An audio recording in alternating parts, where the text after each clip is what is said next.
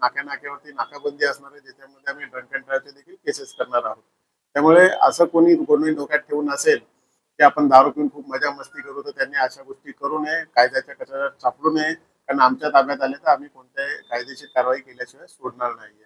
तसंच नागरिकांना हे देखील आव्हान आहे की ते त्यांची लहान मुलं काही वेळेला फुगे मारतात, घरातून रस्त्यावर जाणारे येणार जाणारे स्वारांवरती फुगे मारतात, दुसऱ्या गाडीवरच्या लोकांना, रस्त्यावर चालणाऱ्या लेडीजना फुगे मारतात. तर त्यांना माझं आव्हान आहे की आपण हे समजा की जो रस्त्यावरून चालणारा व्यक्ती आहे तो कुठल्या तरी घाईच्या कामामध्ये असेल, त्याला बाईकवर चालवताना त्याला फुगा लागला, तो पडून त्याचा अपघात होऊ शकतो, त्याच्यामध्ये त्याला दुखापत किंवा मृत्यू देखील होऊ शकतो.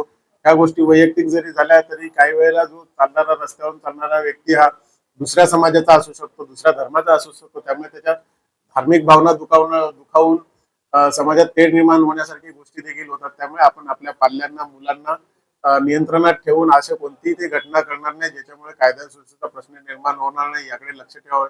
जर अशी काही घटना घडली तर त्या पाल्यासोबत त्यांच्या पालकांवरती मोठ्या प्रमाणात आम्ही कारवाई करू.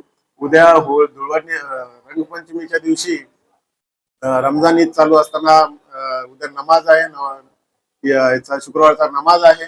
त्यामुळे दुसऱ्या धर्माचे लोक देखील खूप मोठ्या प्रमाणात रस्त्यावर आलेले असणार. त्यामुळे आपण रंगपंचमी करताना दुसऱ्या धर्माच्या देखील भावना दुखावणार नाही, त्यांच्यावर रंग उडणार नाही, त्यांच्या प्रार्थना स्थळांवरती रंग उडणार नाही, याच्याकडे देखील लोकांनी लक्ष ठेवावे, जेणेकरून तुम्ही सण खूप आनंदाने चांगल्या प्रकारे साजरा करू शकता.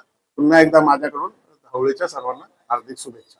सर, ही जी कारवाई आज जे दारू पिऊन गाडी चालवते याच्यावर काय आजपासून म्हणजे कारवाई चालू होणार आहे? आजपासूनच आमच्या कारवाया चालू झालेल्या आहेत. जे मिसक्रंट आहेत, यापूर्वीचे रेकॉर्डवरचे आरोपी आहेत, अशा लोकांना आम्ही आतापासून डिटेन करणार आहेत. जे बेकायदेशीर दारू विक्रेते आहेत त्यांनाही आम्ही आणून डिटेन करणार आहे, ज्याच्यामुळे उद्याचा सण जे सामान्य